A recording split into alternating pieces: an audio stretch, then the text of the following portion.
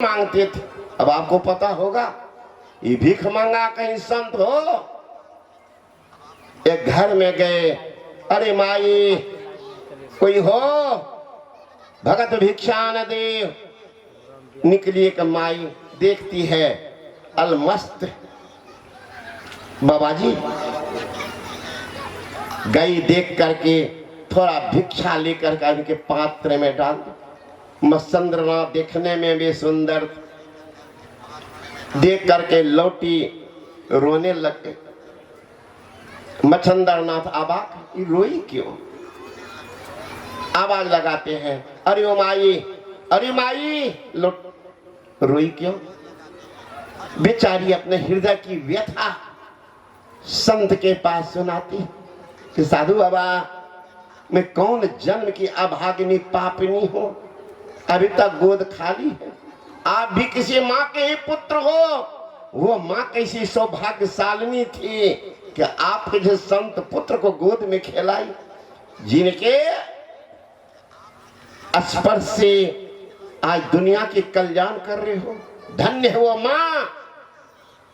हे बाबा, तुम तो कल्याण करने के लिए निकले, मैं ऐसी अभागिनी देख रही हो, मकान महल सब कुछ। राम भक्त जई वंश में सो कुल परम पुनीत, लक्ष्मीपति तर जात है, देव पितर सहमीत। जिस घर में राम भक्त पैदा ले लिया तो कहते हैं राम भक्त जई वंश में सो कुल परम पुनीत, लक्ष्मीपति तर जात है, देव पितर सहमीत। भगवान शंकर भी कहते हैं, हे उमा धन्य उमा सुनो, जगत पूज्य सुपुनीत, श्री रघुवीर परायणा जहि नर उपज विनीत। हे उमा धन्य है वह परिवार घर जिस घर में संत पुत्र पैदा ले लिया, अपना ही उद्धार करता तो कर ही लिया, अपने बीते हुए 14 कुल का उद्धार कर देता है। भगवान राम बैठे हुए थे, उनको आभास हुआ हमारे पूर्वज कोई अधोगति में जा रहे हैं, कोई स्वर्गलोक आ रहे हैं। हे भगवान, मेरे रहते हुए उनकी दुर्दशा व्यथित थे। दूर करके कहा वशिष्ठ मुनि से, महाराज महाराज राम रो रहे हैं। आए वशिष्ठ मुनि का, बेटा क्या हो गया? का सरकार, मैं ध्यान में बैठा था, आभास हुआ हमारी पूर्वज अधोगति में आ रहे हैं, मेरे रहते उनको अधोगति। भगवान राम से वशिष्ठ मुनि ने कहा, हे राम, तुम पुण्य का कुछ अंश दान कर दो, उनका कल्याण होगा। आप दान करवाए हैं, 14 का कुल का उद्धार किए। भगवान राम के 14वां पीढ़ी थे राजा हरि, उनके पुत्र हरि ब्रज, उनके पुत्र हरिश्चंद्र, उनके पुत्र रोहित, उनके पुत्र बाहु, उनके पुत्र सगर, उनके पुत्र असमंजस, उनके पुत्र अंशुमान, उनके पुत्र दिलीप, उनके पुत्र भागीरथ, उनके पुत्र सैदास, उनके पुत्र रघु, उनके पुत्र अज, उनके पुत्र दशरथ, उन्हीं पुत्र राम। 14 कुल का उद्धार करने वाला है। हम भी अपने माँ बाप का बेटा क्या कर रहे हैं? एक लोटा पानी के लिए तो घर में बाप मर रहा है, न बेटा देता है न पुतो। साक्षात अगर धरती के देवता कोई है महाराज, हमारी माँ बहन ख्याल करना, साक्षात देवता कोई है तो सास ससुर है। तो एक लोटा पानी के लिए मर रहा है, न बेटा देता है न पुतो। अब दोनों पिकनिक मनाने जा रहे हैं, यहाँ तो घर में साक्षात देवता रो रहे हैं, पानी के लिए मर रहे हैं, तड़प रहे हैं। अब बाहर में जीवत पिता पानी ला तंगा, अब मरल पिता का पहुंचा गंगा। जीवत पिता को मच्छर मारा जान, अब मरल पिता का मछरी पर मछरी, खटिया पटिया बाछी करो दान, बाबा को होगा कल्याण। जीवत पिता को मिला न घोटिया, अब मरल पिता का तो सक तकिया दान के बाबूजी को मिले जगह। मरते समय कमर में वो मोबाइल खोस लीजिएगा, पूछिएगा बाबूजी मिलन सबको गाय तो सक पर सुते छो ना, कि पंडित जी का बेटा बेटी सो रहा। तो एक लोटा पानी के घर में दम, जीवत पिता पानी लतंगा, अमरल पिता पहुंचा बदंगा।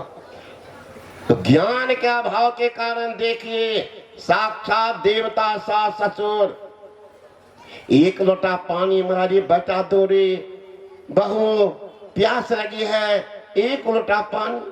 एक लोटा पानी के लिए घर में माँ बाप सास ससुर का निकल रहा दम, अब बाहर में बेटा पुतोह मिलकर जोर लगाते हैं, बोल बाम बोल बाम। या माँ बाप को हो रहा पानी के लिए ना को दम। अरे पहले देवता को ना खुश करो तब ना बम बम करो, या देवता तो नाराज है। डाक वचन है, घर के देव मरे पियासा। कौन देव? मिट्टी का पिंडी नहीं, पत्थर का मूर्ति नहीं, कागज का भगवान नहीं, साक्षात भगवान सास ससुर पानी के लिए मर रहा। घर के देव मरे पियासा, बाहर करे जलधारा। ऐसा पुत्र ऐसा पुतहु नरक के भागी, महादुष्ट हत्यारा, नरक होगा। ख्याल करना हमारी भाई बहन, क्या कर रहे हो? देवता को लतियाते हो, अब पत्थर के मूर्ति को हथियाते हो, है ना। रगड़ रहा कपार में शंकर भगवान पर, हथिया रहा शंकर भगवान घरे में। घरे के मंदिर बनेबे, मंदिरबा में की करे जेबे। सास मेरी गौरी, ससुर महादेवा, पति का भगवान बनेबे, मंदिरबा में की करे जेबे। जेठानी का गंगा, देवरानी का जमुना, नंदी का तुलसी बनेबे, मंदिरबा में की करे जेबे। यहाँ जा रही है 1000 भगवान को पूजने की। तो मैं कह रहा था, मच्छंदर नासियो माई कहती है, बाबा आप भी किसी माँ के बाप की बेटा, धन्य हुआ माँ बाप। मैं कैसी अभागनी पापनी हूँ बाबा, गोद अभी तक खाली। उनकी निश्चल प्रेम देख मच्छंदर ना दयाद्र हो गए, झोला में हाथ डाला, निकाला भस्म, लो माँ खा लेना, लो खा लो, लड़का होगा। मैं 12 वर्ष के बाद आऊंगा लड़का उपदेश करने के लिए। संत में वह क्षमता है ना। साहों के निगाहों में अजब तासीर होती है, निगाहें लुप्त देखो खाक भी अक्सीर होती है। Having seen this Hindu सन्यासी वंश, it is difficult forget him और his message। एक बार हिंदू सन्यासी के मैसेज उतरने तो दो, देख लो तमाशा क्या होता है। इट इज डिफिकल्ट, तुमने भूलना तुम्हारे मुश्किल हो जाएगा, उतरने तो दो। कि क्या संसार के नशा पीकर पागल बने हो, नशा पीकर पागल हो। जाम पीने से क्या फायदा, शाम को पियो सो उतर आएगी। अरे एक बार फकीरी जाम पी के तो देख, तेरी जिंदगी सुधर जाएगी। एक बार तो देखो, हिम्मत लगाओ, एक बार फकीरी जाम पी के देख, तेरी जिंदगी सुधर जाएगी। हिम्मत तो करो। तो भस्म दिया माई का, मैया गई, महिला का स्वभाव, आंगन में बोलने लगी, बाबा दिए हैं एक भस्म, हमको भी अब लड़का होगा, हम भी पुण्यवती कहलाऊंगी। अभागिनी लोग और मायदा बहलाने लगी। बाबा कहाँ के थे कहीं नहीं पता, क्या नाम था बाबा का वो नहीं जानती। क्या करने आए थे बाबा का, भीख मांग। जेरे पागल, इतना व्याकुल हो बेटा के लिए और भीख मांगा, इतना ताकत बेटा देता। हमारे गुरु महाराज के गुरु थे बाबा तुलसी साहब, कोई रंग ढंग नहीं, माना कपड़ा कौन पहनते थे, दर्जी जो कतरन काट करके फेंक देते थे, उठा कर ले आते थे, और उसी कतरन में बबूल का कांटा घुसा घुसा के थोड़ा बना लेते थे, शरीर के अंग को ढकने के लिए। विचित्र रंग ढंग का उनका आभूषण। और उनके शिष्य थे बाबा साहब, देवी साहब, ये काला कपड़ा पहन, इधर ललका शुरू हुआ गुरु महाराज के संग। तो तुलसी साहब के प्रमुख 4 शिष्य थे। शिवदयाल सिंह, जिनके नाम पर चल रहा है राधा स्वामी मठ, शिवदयाल सिंह, बाबा देवी साहब, गिरधारी स्वामी और सूर स्वामी। जन्मांध थे सूर। एक रोज ऐसे सत्संग में बैठे, गिरधारी स्वामी बहुत विद्वान थे, नहीं आए हुए। तुलसी साहब ने कहा सत्संग का समय हो गया। गिरधारी को समय का ज्ञान नहीं है अभी तक। सूर बैठा हुआ था, सूर स्वामी। कहा गुरु महाराज आगंतुक लोग आए हैं, तो बेचारे बड़े उसी में सेवा में तल्लीन, इसलिए विलंब हो रही। तुलसी साहब ने कहा तुम बैठ करके बात बना रही हो, तुम पाठ नहीं कर सकता। सूरदास जन्मांध है, हाथ जोड़ कर गुरु महाराज मैं तो जन्म का अंधा हूँ, अक्षर का ज्ञान नहीं, कोई दृश्य भी देखा नहीं, मैं कैसे पढ़ सकता। किसने कहा तुमको ज्ञान नहीं? उठा तो पुस्तक। जो ही पुस्तक उठाया सूरदास को आंख में रोशनी आ गई, पढ़ना भी शुरू कर दिया। श्री सद्गुरु महाराज की जय। अंधा भी पढ़ने लगा। साहों के निगाहों में अजब तासीर होती है, निगाहें लुप्त से देखो खाक भी अक्सर होती है। मैया कहती है कि बाबा दिए थी, तारे पागल, जिस बाबा जी का अता पता नहीं, नाम पता नहीं, खाएगी कहीं पेट में पत्थर होगा तो खोजते रहेंगे बाबा जी को। कहीं खाएगी पेट में बच्चा उल्टा पुल्टा कोई जादू टोना करके दिया होगा पैसा ऐंठने के लिए। बाबा जिया भीख मांगा है ना, बच्चे को उल्टा देगा का पैसा लो तब सीधा कर देंगे, मर जाएगी। बच्चा क्या लेती? कहीं शरीर को इतना ना भारी बना देगा ना कि गांव में आग लग जाएगी तो जल के मर जाएगी, भाग बन गई। सोच रहे ठीक है, कहती बाला ऐसे बढ़िया झंझट बढ़िया बने फिरिए का क्या करें, का क्या फेंक दो। वो भस्म को फेंक करके गांव के बाहर में पूरे गांव के लोग गोबर जमा करते थे, उसी गड्ढा में जाकर डाल दी। 12 वर्ष के बाद मच्छंदरनाथ पहुंच गए माई के घर में। मैया तो लड़का कहाँ है? डर गई। कहा बाबा मैं खाई नहीं नहीं जारी अभागा, मेरा दिया हुआ भस्म बेकार जा नहीं सकता। आखिर कुछ याद है कहाँ फेंकी है? कहाँ बाबा? कहाँ के? चल। दौड़ती गई गांव के बाहर, गोबर के गड्ढा को दिखाती है, इसी में डाली। पूरे गांव के लोग गोबर जमा करते। चल हट आगे से। मच्छंदरनाथ आंख बंद किए, आवाज लगाते हैं, अरे फकीर के बाल का कहाँ हो? ओ फकीर के बाल का, मैं मच्छंदरनाथ आया हूं, कहाँ हो? भीतर से आवाज आती है, गुरु महाराज मैं बहुत भीतर में दबा हूं। कहा मैं हाथ बढ़ाता हूं, निकल। जो ही हाथ गोबर के गड्ढा में डाला, 12 वर्ष का लड़का हाथ पकड़ के बाहर निकल गया। अरे सद्गुरु महाराज की जय। स्नान कराते हैं, वस्त्र पहनाते हैं, नामकरण करते। गौरक्ष, उसी का भ्रम पड़ गया गोरखनाथ। गोरखनाथ किनका बेटा? मच्छंदरनाथ ने शक्ति से गोबर के गड्ढा से पैदा कर दिया। साथ में लेके चले, रास्ते में जाते हैं। कहता गौरख मुझे भूख लगी है, थोड़ा इंतजाम करोगे? कहा जी गुरु महाराज।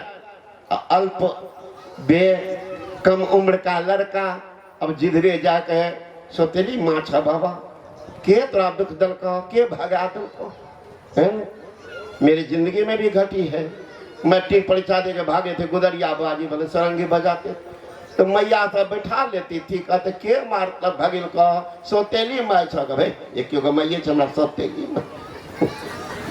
रंग ढंग की बात लोग को ऊपर जाती। कम उम्र था, 16 वर्ष मेरा उम्र था, बाकी गुदरिया बजे थे। तो गोरखनाथ से भी पूछ रही है मायदा कि मैया गुरु महाराज को भूख लगी है, पहले भोजन दो न तब कथा व्यथा चलता रहेगा। एक मैया बनाई थी बड़ी भात ला करके दे देती, ले जाओ बाबा गुरु को खिला देना। गए मच्छंदरनाथ, सारी बड़ी भात खा ली। का बेटा वो मैया तो बड़ी अच्छी बड़ी भात बनाई है, थोड़ा और मांग कर लिए होगे, अब तो दिखा हुआ घर तो पहुंच गए। मैया थोड़ा और बड़ी बात दो। मैया हंसने लगी, जा रही अबूध सन्यासी, तुम्हें संसार का भी कोई ज्ञान नहीं हुआ है। अरे भोजन बनाई हो पति के लिए, बेटा बेटी नाती पोता के लिए, थोड़ा ज्यादा था मैं दे दी थी, अब नहीं दूंगी, जाओ दूसरे घर में मांग लो। कहा मैया गुरु महाराज कहते हैं बड़ी बात का हो, इसका मतलब तुम खा लिए हो, गुरु के नाम पर अब मांगने के लिए आए। कहा नहीं मैया मैं नहीं खाया, गुरु महाराज खाए। कहा जाओ दूसरी जगह मांग लो। कहा मैया बड़ी भात ही गुरु महाराज प्रशंसा किए हैं कि अच्छी बड़ी भात बनाई है, इसलिए बड़ी भात लेंगे। कहा ऐसे देने वाली नहीं हो। कहा तब एक आंख निकाल कर दो, बड़ी भात दूंगी। सोची डराती हूँ भाग जाएगा, लेकिन संतान है, जो ही बोली एक आंख को दोगे तो बड़ी बात दूंगी। चट से जेब में हाथ डाला, निकल गया चाकू, मारा चाकू आंख में, घुसेड़ दिया, घुमा करके आंख निकाल दिया। लो माँ दो बड़ी भात। मैया तो डर गई, भागी घर, भागी घर। बड़ी भात देखकर जल्दी भागो जल्दी, लोग देखेगा कि भाई आंख फोड़ दिया बुढ़िया। लेके चला, अब निकला हुआ आंख क्या करता, बाएं हाथ में निकला हुआ आंख, ये हाथ में बड़ी भात। थोड़ा दूर गया, मछन्ना धूप से देखते खून की धारा, दौड़ गया। बेटा किसने किया ये? कहा ये बड़ी भात ने। कहा फेंक बड़ी भात। क्या हुआ तुमको? तो रोने लगे।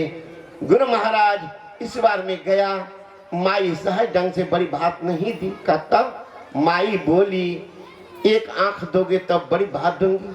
मैंने सोचा कि गुरु की सेवा में अगर एक आंख जा रही है, इसका मतलब सौदा सस्ते में पट रहा है। दोनों आंख मांगती तो आपसे मैं सदा के लिए जुदा हो जाता, इसलिए उसी आंख को निकाल दी। रोने लगे मच्छंदरना।